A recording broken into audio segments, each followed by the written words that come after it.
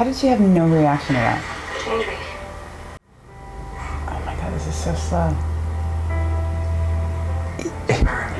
It's slow and it's unbelievable because it's like, hey, no? Is the answer no? Seriously, no? I can't. What? I have to be back at 4. All I want is to be changed into a vampire for all eternity, but I can't marry you because I have to be back by 4. So,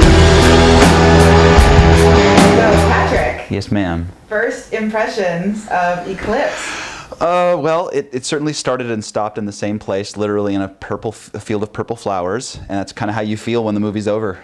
We didn't learn a lot. All we learn is that by the end, this has never been a choice between the two teams. It's always been about her being who she is versus who she should be, which is something that would have been actually very useful to see told in the first 2 movies so that we know. Instead of sitting there going, who cares about this? Who cares? Eventually they're gonna find out how boring we all know she is. There needs to be a line in one of these movies in which someone says, what's the fuss over this girl? Kiss me. Oh, she did not just pull that out. Yeah. Hey. I mean, there's something melodramatic and high school love, like my high school love is, that teenage love is as important as the world ending or the world, you know, so they're bringing up the stakes slightly, but it's still not. So what did you think about the Jacob-Edward love triangle in this movie? You see a really interesting conversation between the werewolf and the vampire, Jacob and Edward, and you would ask me a question in the middle of and maybe we can roll back and see that. Do you feel like this is how guys talk in private as seen through a girl's eyes, like a female author's eyes? Because I don't think guys talk like this in private. No, this is how a woman who imagines herself in the middle of a love triangle, imagining the 2 guys together, and they're both just like, I love her the most, no, I love her the most, but I am warm, but I am her soul. And you're like, dude, no. If 2 guys talk about a girl like that in common, they're just banging her. And there's like... Did you like the fight scenes? Yeah, there you go. That was something for the guy who gets dragged to the theater. Ow! He just punched his face off? Yeah. No one said werewolves.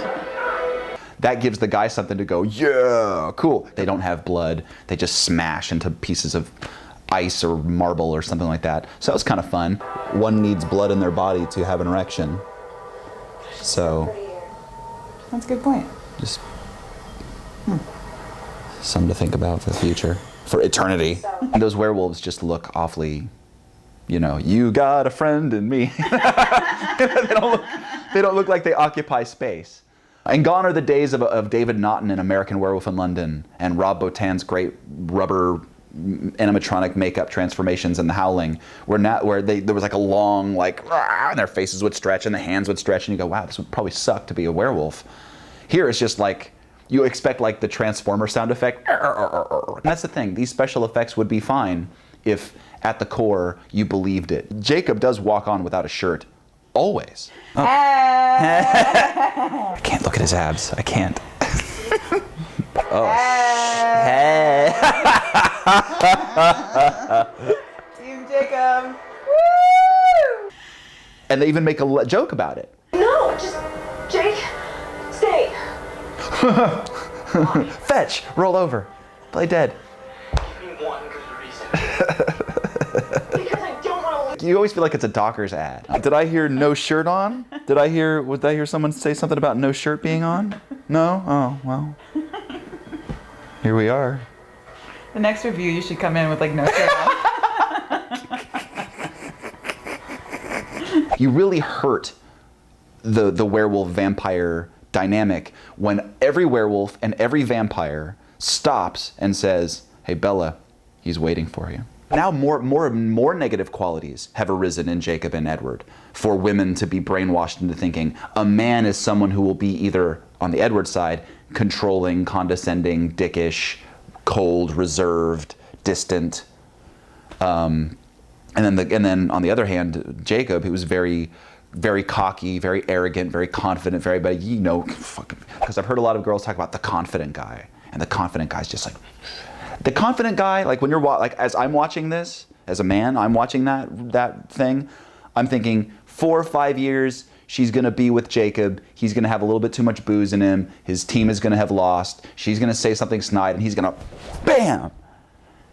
It says, here are your two choices, or here are your two relative dynamics, and here's how you should see men, and here's how you should see yourself and your value within that paradigm. And it's a fake paradigm. Every guy's going to settle in and become the person that they want to be instead of the act that they put out there to gain the woman.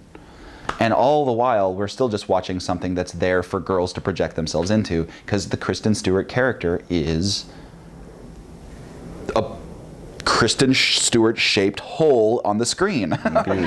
But then right when you start to feel a little bad about a certain quality that you might have, or a quality that you might want, that the movie's saying you would want, a pop song fades up and you go, it's gonna be great, you know, and it's just a... We're done here. No, you're done here. Stop! No, we're all done here. I'm so heavy,